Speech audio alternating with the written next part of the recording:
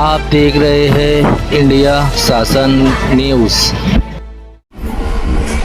उपमुख्यमंत्री अजित पवार यांच्या विमानाचा अपघात, अजित पवारांसह 6 जणांचा मृत्यू।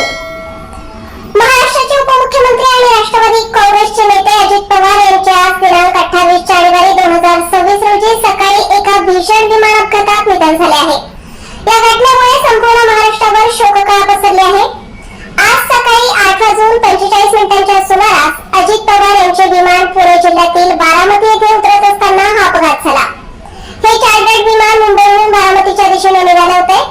बारामती विमानतळावर आपत्कालीन लँडिंग करण्याचा प्रयत्न करत असताना विमानाचा अपघात झाला।